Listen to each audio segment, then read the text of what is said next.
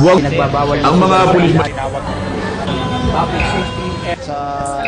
Sa Bacoor, Cavite, pinisita ng Bitag Investigative Team si Mang Edgar sa kanyang tahanan. Inilahad ni Mang Edgar sa Bitag kung paano siya noon inaresto ng 4 na pulis na nakasibilyan. Galing po ako sa trabaho ko. Nagbabike ako. Sa tapat ng gate, doon na sila mismo nakabang. Lumapit kagad yung dalawa sa akin. Inawakan na ako sa kamay. Niya, Rodante Rivera, niya, huwag ka nang pumalag. Rodante Rivera, niya, alias Edgar Rivera. Sabi ko, ano sir? Hindi ko, wala po akong alias. Ako po si Edgar Rivera. Isang Rodante Rivera alias Edgar ang taong tinutukoy sa warrant of arrest na hawak ng pulisya. Nagugat ito sa isang murder case na naganap sa Negros Occidental noong taong 1990. Itinanggi ni Mang Edgar na siya si Rodante Rivera, ngunit inamin ito na kapatid niya ang sospek. Yang kapatid ko na yan, Rodante, mga 20 years na hindi kami nakita niyan o nag-ausap man lang.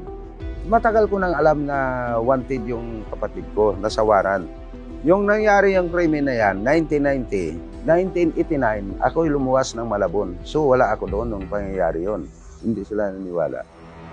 Kahit anong paliwanag ni Mang Edgar, dinaki pa rin daw siya ng mga otoridad. Ayon sa barangay, nagpakilalang mga intelligence officers mula Camp Crame at Maynila ang mga pulis na umaresto kay Mang Edgar. Mula Bacoor, dinala sa Maynila si Mang Edgar at ikinulong.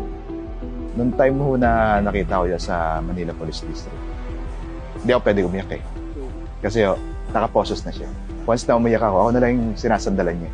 Gusto kong magalit, gusto kong magwala na hindi naman talaga, kasi hindi naman talaga yung tatay ko isakot sa kaso. Pero siya yung nandun nagsasuffer. Lalo pa nakikita ko yung poses niya, sabi ko hindi naman talaga dapat ito sa tatay. Kailan ba yung nangyaring insidente? 33 years ago. 1990. Nanindigan naman ng Manila Police District na hindi sila nagkamali sa taong kanilang inaresto.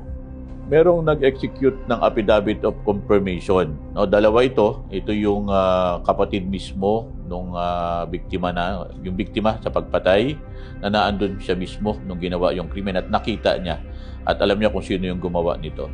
Pangalawa, yung kapitbahay mismo nung accused. Kapitbahay niya doon sa barangay na yon at the same time kababata niya at sinasabing siya talaga yung gumawa ng krimen. Makalipas ang 8 araw mula Maynila, inilipat sa kustodiya ng BJMP sa Negros Occidental si Mang Edgar. Sa kanyang edad na 62, nakaranas ng iba't ibang hirap sa loob ng bilangguan si Mang Edgar. Mabigat ang epekto ng pagka-aresto o pagkakulong na unlawful o walang kasalanan. Like for example, unang-una yung takot, di ba? Ano yung nangyayari? Tapos pangalawa yung kahihiyan, di ba? And hindi lang yun, yung misery din at saka yung mental anguish na mararanasan nila dahil mabigat yung experience na gano'n. So kahit may ikling panahon na na-detain sila, posibleng long-lasting, posibleng ang lifelong yung trauma na maidudulot sa taong yon. Kasi syempre traumatic yung experience, di ba? Unlawful, tapos unlawful arrest, tapos na-detain pa sila. They can keep that memory and pwede maging post-traumatic stress disorder yung kalalabasan nito. Para makalaya sa bilangguan, kailangan patunayan ni Mang Edgar sa tulong ng kanyang abogado na hindi siya ang suspect na si Rodante Rivera. Subalit, isa pang pangalan ang lumutang na tila humadlang sa paglaya ni Mang Edgar. Isa pang Edgar Rivera na kanyang kapangalan ang tinukoy na suspect sa arrest warrant. Doon din po ako nalito eh. Kasi yung return po sa warrant is Rodante Rivera, alias Edgar Rivera. Pero po, meron ding isang accused na Edgar Rivera. Magpinsang buo po sila. Pareho po silang pangalan. Si tatay po is si Edgar Rivera Mones. Yun po yung middle name ni tatay. Luckily din po, yung pangalan ng pinsan niya is Edgar Rivera E. Macapan. Parehong M po sila. Kung titingnan natin yung pagkakamali, wala kaming pagkakamali doon. Kasi unang-una, meron tayong 2 tao na sinasabi nilang siya talaga yun, gumawa ng krimen na yun.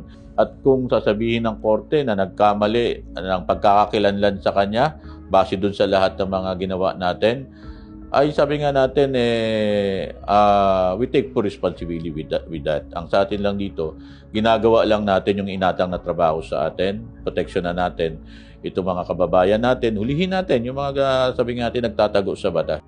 Aminado ang Department of Justice na marami ang nabibiktima ng maling pagkakaaresto at pagkakakulong sa bansa. Ganun pa man, sa ngalan ng hustisya, hinimok ni Prosecutor General Richard Fodulyon ang mga biktima ng wrongful arrest na lumantad at magsalita tulad ni Mang Edgar. Maraming ganon, no? Maraming nangyayaring ganon. But like I said, if people remain quiet, if yung mga tao ay mananahimik, no?